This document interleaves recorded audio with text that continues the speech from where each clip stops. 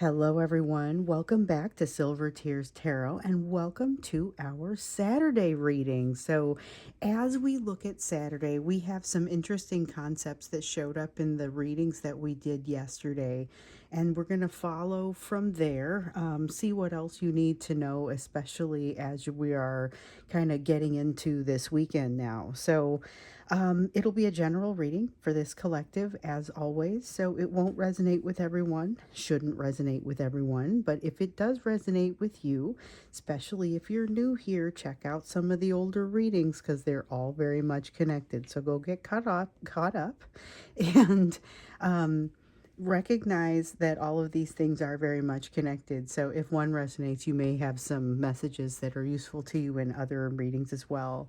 I'm going to read for you with the Guardian of the Night Tarot and the Intuitive Night Goddess Tarot. So I love to use these two together, and not just because of the names, they just work really well. And then we've got the chakra reading cards when we get to the Oracle. So each card is going to be associated with one of the chakras, and it's kind of an interesting deck. I like this one. It just felt like it needed to come out for today. So the first thing that we're going to look at is kind of what's happening in your person's energy, because it feels like there's a lot that's happening, and we are going to focus primarily on them. So instead of looking at that emotional and energetic backdrop as we often do, we're going to focus more on what's happening in your person's energy specifically. So the first thing that comes up is the Seven of Wands. It's that feeling of not being sure which way to go, feeling like it's got a little bit of that Seven of Cups in it, where there's maybe some options that feel like they've been presented to them, but they don't know enough about the options to know which way to go. It doesn't feel like they have just kind of a general feeling of confidence, though, at this time. Not about the way that they're supposed to move forward, not about the guidance that they could receive about it. So feeling a little bit alone and feeling a little bit like they haven't figured things out and maybe haven't put things into place. So this is a matter of, I never prepared and now I don't get to have the fruits of the labor that I didn't perform. That's essentially what this feels like here. So they're feeling a little down on themselves. If I'm honest, there's a little bit of that feeling of, wish I had done something differently. With the moon, this is interesting because this feels very time related. Like right now, they are in a place where they can maintain mystery, some kind of mystery that they would like to be able to maintain, but they don't feel like that's that they don't feel like they can necessarily maintain it for very long. So it's a feeling of dread of something that feels like it's going to come down, and they're going to find out. They're going to find out something didn't go well. They're afraid that something isn't going to go well and that they're about to learn about it. And it's like they're dreaming about it, having nightmares about it, worrying about what they didn't do to prepare. It's like waiting for a score to come back on a test that they didn't think they did very well on. Warrior of Wands. There is it's hard to wait. And so while they're doing that, they understand that there's going to be some sort of result. So the Three of Wands is a card of waiting sometimes. Sometimes it's a card of inevitability because something's already been set into motion, something's already on its way. That's true, but it really has that strong sense of waiting and waiting for something specific to happen so that they can pick a path forward. So at this point, they're in a bit of a waiting place where they can't decide which way they want to go forward, but when they do, with the Warrior of Wands, there's a strong desire to ensure that they are in control of the direction that they go. Here we have the Moon in the reverse. This is about how much simpler it would be if there was no opportunity for blackmail. That's not exactly what I thought was going to come out of my mouth, but there we have it. Sometimes these things surprise me and I'm hearing them for the first time just like you are. So this is interesting because it's like they wish that there was not an opportunity for blackmail. So basically they feel guilty about something that they feel like could be used against them. And they don't feel good about that, wishing they did not have that thing that could be used against them. Warrior of Cups, and we're just kind of trucking through them. It's a lot of a feeling of shame, a lot of feeling of needing to make some kind of sale or sales pitch. This is needing to make that sales pitch to kind of cover up something else that's happened here, and also to accommodate or account for the fact that there's this lack of confidence. But the problem is that they've already established a bit of a reputation for themselves as someone who doesn't quite do what needs to be done, or doesn't quite give what they need to give to the situation. They don't engage it strongly enough. They don't get involved enough. Something here about being too standoffish, keeping things at too far of a length or too far of a distance. It might even be something about not wanting to hire them because they don't have the right kind of work ethic, or they're perceived not to have the right kind of work ethic.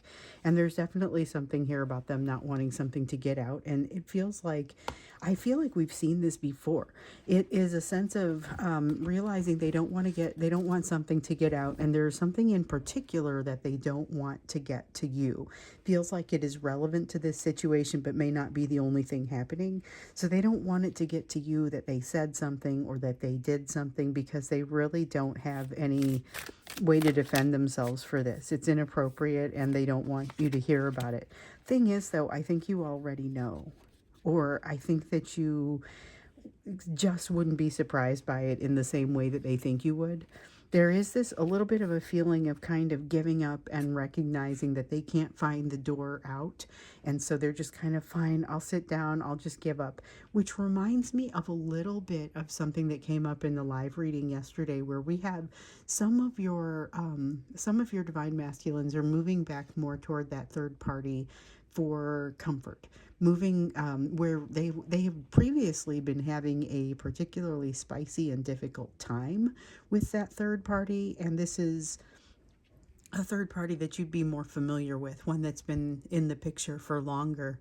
And there are, things that were just kind of falling apart there, and the desire isn't really there, and that is still true. But we see them moving back toward that third party in a way to, just as a way to remain stable in some way, because of this break that has occurred with somebody different. This one that blindsided them a little bit and is causing them to see some things about themselves that they're not especially happy with. So there is this tendency to kind of want to go underground and just not be seen, or not have to deal with it for a little while. Problem is, they know exactly why it is that they're doing what they're doing, and that's what comes up for me here with this Queen of Wands. Sometimes the Queen of Wands comes up this way, and it can be pretty unforgiving. So this is one of those times where it feels pretty unforgiving, because they have an awareness of why they're doing what they're doing, and they don't approve of it. So it's that awakening card in the reverse. It's saying, okay, I'm waking up, I'm seeing it. It's like the Judgment card. That's the equivalent of the awakening card. And it's about not passing judgment, about looking at the situation but not liking what they see.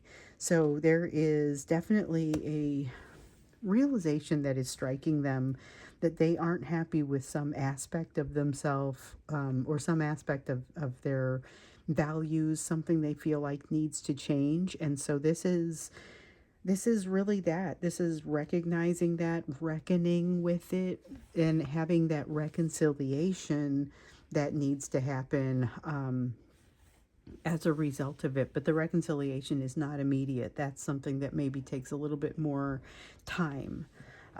Okay, so let's look a little bit deeper, see what else it is that you need to know. So we had some kind of interesting behavior, or when we asked the question yesterday in yesterday's live reading. So the live readings happen at noon on Fridays, in like noon Central Time in the US on Fridays. And so it's like Chicago time. And we did one yesterday where the question was looking at the situation that was happening with your person. They've been blindsided by this break happening, that in a relationship where they kind of didn't really see it coming. So we looked a little bit more into the break. We looked a little bit more into that when we got into the extended. And then when we got into the live reading at noon, it said, we talked about how to behave around this person, or what does your behavior need to look like. And you were really told to advance at your own risk. Basically, that you've got a person that's here that's not especially healed, does want to come toward you, mostly because they are feeling out of sorts. That recent unexpected break has caused them, like I was saying, to move back toward the comfort that they know. So that's going to be you. That's going to be this other third party.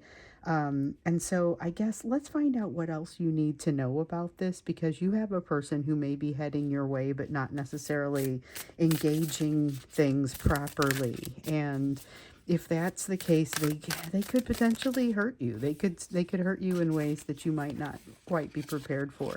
So one of the reasons that that they want to move your way is because they feel like there's a drop in guidance, or there's a lapse in guidance, or there's something that has to do with this third party energy that they've recently broken with. Not the same third party energy. It's a little bit confusing, that they are trying to move closer to. So basically, the example that I used was they had a rocky marriage or rocky relationship with some significant other who is your usual person that you think of when I talk about a third party.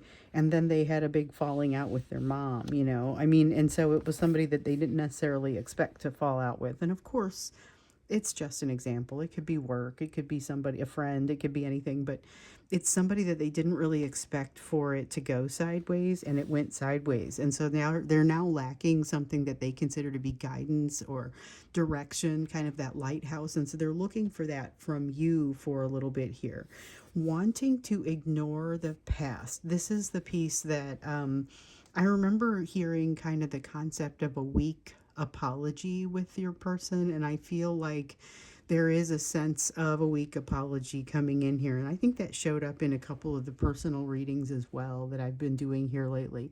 So it really shows up here in the Six of Cups, the concept of not really looking at the past, not giving what is deserved from the past, being selective about the memories that show up for them even in that past, and being less than willing to go seek out the wisdom they really need to seek out. So they feel like they've taken a bit of a blow with the situation that's happened with this person. And whereas I feel like that's probably true, they're not necessarily doing what it takes to make things better. They're wanting something from you, but they're kind of on hiatus from their healing, it feels like. Warrior of Swords, they could come in pretty quick. So this is a matter of being able to come in really quickly, being really attractive as far as their energy, very charismatic, very loving, very caring, saying a lot of things that you would like to have them say. But I think what you're going to note is that they're not doing those things. It ends up feeling fairly empty fairly quickly, and unfortunately has the great capacity to really trigger you if you're not prepared for it, if you're not careful. And it feels like, why would you be careful, or why would you be prepared for this?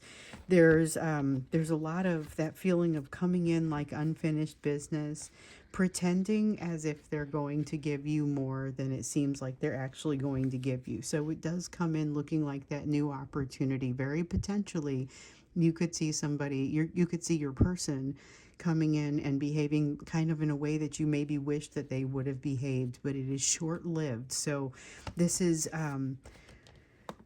making kind of a relatively quick overture, and that's where you're going to want to follow the advice from yesterday afternoon's live reading, where you're going to want to look and see, is this really something that you can handle right now? Advance forward at your own risk, because proceed at your own risk, because there's a good chance here that they're not giving you their best. They're giving you kind of a very charismatic energy as they're coming in, but it very quickly degrades into something different that feels more emotionally limited and more like it's with the Three of Pentacles. I like that one because usually it's, hey, people are working together, they're putting things, it's building on top of other people's energies and making something that feels like a cooperative effort. This does not feel like that, though. It feels like you come in ready for that cooperative effort, but your person is not prepared to join you in that cooperation. Okay. All right, well, it's helpful to understand how they're coming in. Okay, so I guess that advice from yesterday, the live reading to advance at your own risk, is good advice, but recognize that this could be a riskier time to advance than most. It also is a time where you may hear from this person in this heavy moon energy. Let's see what I dropped. Yeah, with this heavy moon energy, they may feel very cornered and ready to reach out to you for comfort without really thinking about your comfort, and not on a conscious level. Like, I don't think they realize what they're doing. So here we have the Freedom card. It's a little like the Chariot, but we've got it in reverse because it's not necessarily a sense of moving forward or doing something that it feels disjointed. It feels like, yes, the opportunity is there, the energy is there, but they get something that they asked for and don't know how to move forward, and it's happening in multiple places. So this happened also with that person that they kind of, it was like they asked somebody, that person that they didn't expect things to break down, to be truthful with them, and then that person was, but it really just wasn't what they wanted to see. It wasn't really what they wanted to hear from that person. So they've had to reevaluate everything that they've kind of considered with regard to that person. They asked for something, they got it, they were unhappy with it, and now they're kind of in this place where they're asking for things, but they're not really receiving it. So, not even necessarily wanting what they are asking for. So be prepared for that as well. It's the feeling of empty energy that, like, it's not intentional. They're not trying to be clever. They don't even really have the capacity to feel all that clever at this time. But there is definitely opportunity to create some challenges for you, things that are difficult for you to work through, difficult for you to understand how to proceed forward. And so it's just really a time for you to be good and careful. Make sure that you're not allowing them to take a lot of don't give them an inch and let them take a mile. Let's just say that, because it feels very much like they could be in an energy to take advantage of you. With the Three of Cups here, it feels like you're not hearing the whole story. There's something here that you need to understand that would change the overall picture for you. And this may even be relevant to this thing that they're not telling you. So they're not telling you something, they don't want it to come out, but if it did come out, I don't think you'd be all that surprised. And the reason you wouldn't be all that surprised is because you're only hearing part of the picture. There's more to it, and there's a reason why they think that this would be absolutely awful if it came out. So they're wanting to keep a secret, and they're recognizing that that's not really going to be possible. This is a very coming towards you, but also holding back sort of energy. Still a lot of, still a lot of the sense of them wanting to hide from you, or wanting to hide energy from you. I'm curious to understand what it is that they're wanting to hide and kind of what the circumstances are around that. Like, why are they wanting to hide from you and get closer to you all at the same time? So we're going to look into that when we get into the extended. So this is really around their emotions, but particularly why are they doing that at this time? And it feels a little different from the usual tug of war that they've got going on. This one feels harsher somehow. So it will be good to understand what's happening there. Let's get to the you portion of the reading here. So what your focus of effort needs to be, where your focus in general needs to be, looking at this overall situation that we've got sitting here on the table, as well as the other pieces that you're working on right now, what's coming to you, what sorts of energy you're attracting, and what to do with it. So we like to get advice in this portion of the reading. We got the Two of Pentacles there in the reverse. Things could be a little bit difficult to balance here in the near future. Let's see what else I dropped. Okay. So we've also got a King of Cups in the reverse, kind of warning you about that King of Cups that's headed your way, and a Knight of Swords, which is more your energy.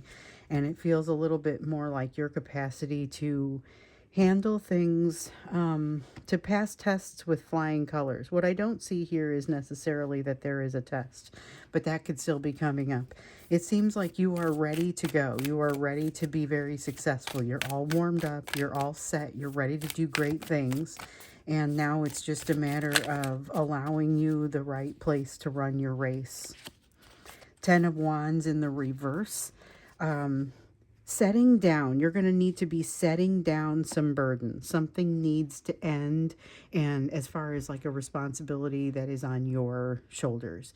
So it's a matter of something that needs to end, and while it is working through its ending, and it's not necessarily a bad thing. It could just be something that moves toward its logical ending, or something that moves to a final point. You're working up to this final point, and that final point arrives. After that, it feels like you need a break from something, but you're going to be learning a little bit of a lesson here around what the best way, how to look at something. So sometimes you have an experience, and it's got some really great pieces to it, and then some really not so great pieces to it, and then choosing how you're going to see it, picking that perspective that you're going to take going forward before it has a chance to go into that rear view mirror and really just become memory. That's kind of a big deal. So you're going to have an opportunity to choose how to perceive something, and you are recommended to perceive it as honestly and evenly and in as balanced of a way as possible, but also go ahead and let those positive pieces ring. There is a strong sense of needing to find balance, moving toward balance, and enabling things to move toward balance. That's what part of what this Ten of Wands is. So something's out of balance now. You're carrying too much, needs to be set down. You may even know what this is and know that you just got to get to the finish line, set it down. It doesn't have to result in a breakdown or something too significant. Does look like you're going to have some success with it though. So yes, you're having some learnings that are going to cause you to be unsure about how successful you really want to think about this as, but you're going to want to maybe take a couple of steps back, because there is no one who is more likely to be a critic of you and your own progress than you. So make sure that you're not being that critic. Make sure that you are acknowledging the good that you've done, the road that you've traveled, the positive impact that you've made. There is something that is no longer going to be holding sway over you, no longer going to be in control of you. And I feel like this is a little bit associated with this thing that you set down. So again, not necessarily something bad, maybe just something that reaches its natural conclusion and now it's time to take a break from it. Might even be something that you pick up again later, when it comes back around. So let me see what I dropped here. We have an Ace of Swords and the Death card. So Ace of Swords talks about truth coming into you, and you're going to have, your real task here is to accept that truth and allow other things to kind of move on. So having the Death card here tells me that there is significant change. These two come out feeling like they are very much together. And it's this sense of new truth coming out and you having to say, okay, so what does that mean? Assimilating it and saying, all right, I understand that this is true, but then maybe it also impacts these other things that I had held to be true, but I've just had disproven. So be aware of that. There's going to be a need for an open mind as you learn more. That's kind of always true, but I mean, that's especially going to show up here. I feel like you're going to be in a great place to do it, though, because you've got the Strength card coming out. The strength winning out over the fears. So not to say that the fears aren't there, just to say that the strength is your ability to function outside of that fear is stronger than the need to function within it. So sometimes it feels like you got to operate within the parameters of fear, and it's just the reaction that you're having. But unfortunately, it is usually a reaction. So this strength feels a little bit more like a response than a reaction.